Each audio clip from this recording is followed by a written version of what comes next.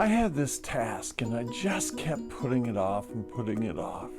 And I heard about this group called Procrastinators Anonymous. But I just kept putting off going. I think you'd agree with me that procrastination can be a big problem for people with ADD. You know, we tend to put off things for a whole variety of reasons. We're going to go over the 8 biggest reasons why people procrastinate.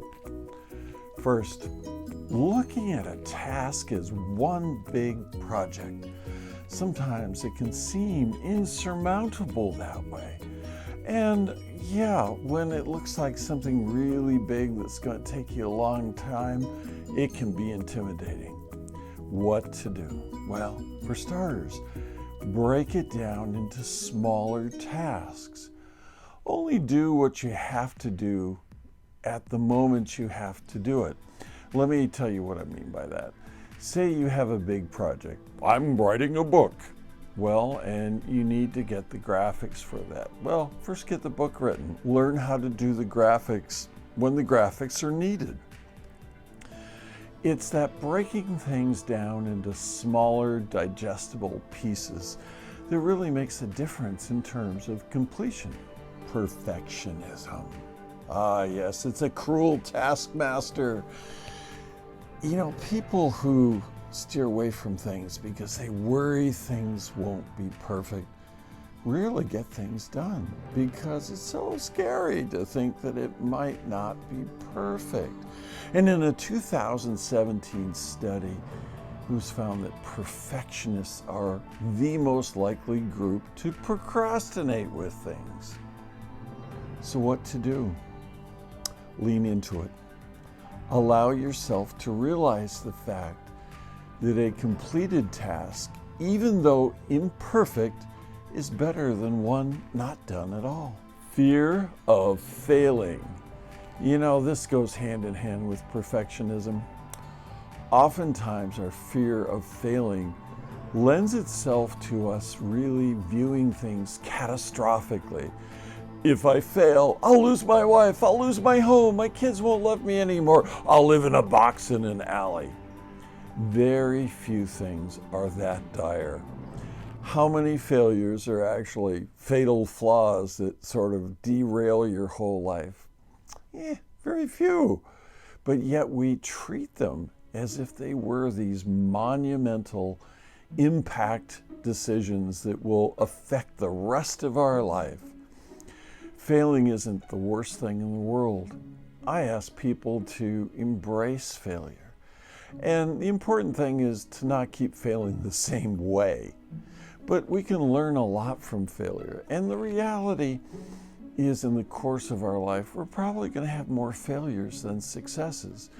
And it's the successes that count, not the failures. Difficulty with self-control. Yeah, it's a lot easier to sit down and play a video game than to have the discipline to sit down at your desk and do some work. And it's a low barrier for some people to, pick up something that wastes time rather than do the work. And that's a self-control issue. We cultivate self-control. And that's by not allowing ourselves to have excuses, going ahead and doing something because it has to be done. Falling through the cracks. Yeah, the difficulty for people with ADD is in some ways we have no object permanence for tasks unless they are right in front of us. And that's the whole issue with an ADD brain. When you see that thing that needs to be done, my goodness, it needs to be done right now. And it may distract you from doing things that you intend to do. How many times have you had the experience where you've wondered where the day has gone? It sort of slipped through your fingers and you knew you were busy, but you weren't productive because you weren't focusing on the things that needed to be done. It's easy to have things fall between the cracks. One of the remedies for this is to make lists. Now, I'm not always a big advocate of lists. I think they're great for going to the grocery store. And I ask my clients and friends, focus on just a few things on your list. I ask myself, if I were to consider today a successful day, what are the 3 things that if I accomplish it, I'll feel like today was a win? So my lists are relatively short, but I make them. I make them to stay on track and stay focused through the course of the day and not have things fall between the cracks. Time. We tend to have a skewed perspective of time, and that lends itself to underestimating how long something will really take. When I'm building something, I always give it a multiplier of 3 times what I think it will take, because generally that's about right. You know, I think, I can build that deck in a weekend. 3 weekends later, I'm just finishing up. And my multiplier for construction stuff is at least a multiplier of 3. Always overestimate your time. There's a saying in business that you should under-promise and over-deliver. If you overestimate the time and you come in below that, boy, it is seen as a win. And do that with yourself. Overestimate the time, and if you take less, boy, you have just scored a win.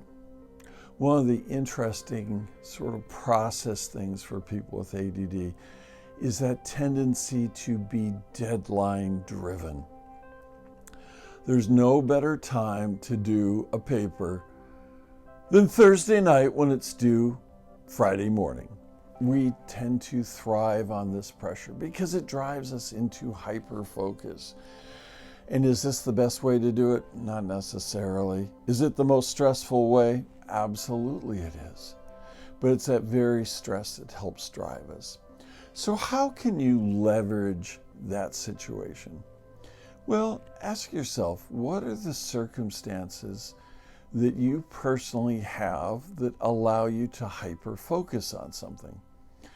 Mine is being away from tasks that sort of call out to me that need to be done.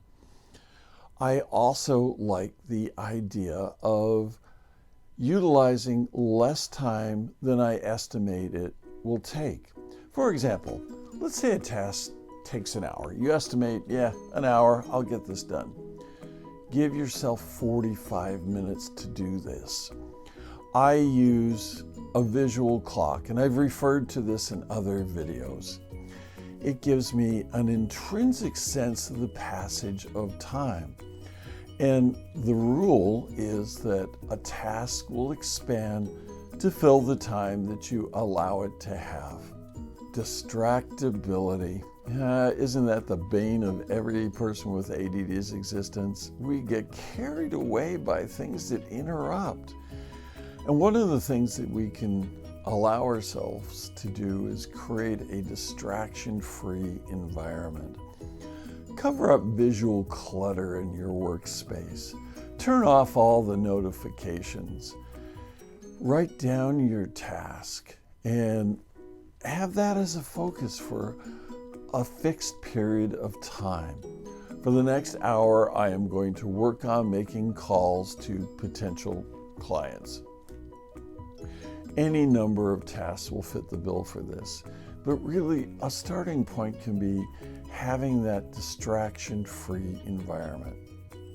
So, the last tidbit are some other ways that I find helpful in terms of not procrastinating and getting things done.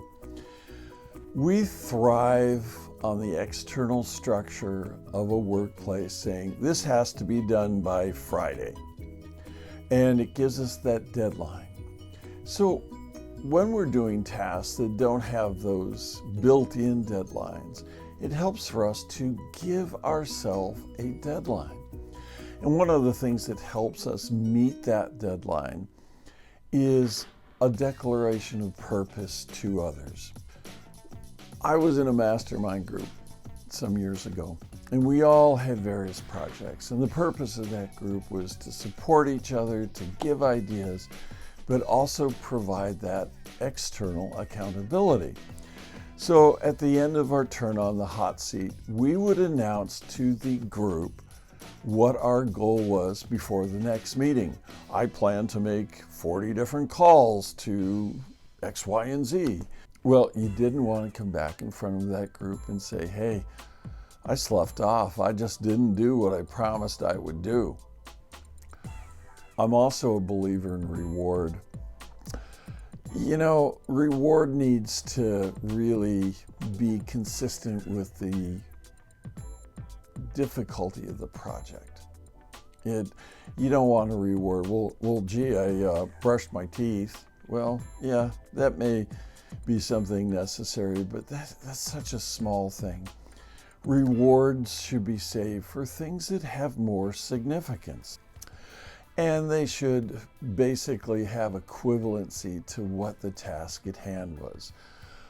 A big reward for me in finishing nursing school was the promise to myself to buy a boat, which I did do.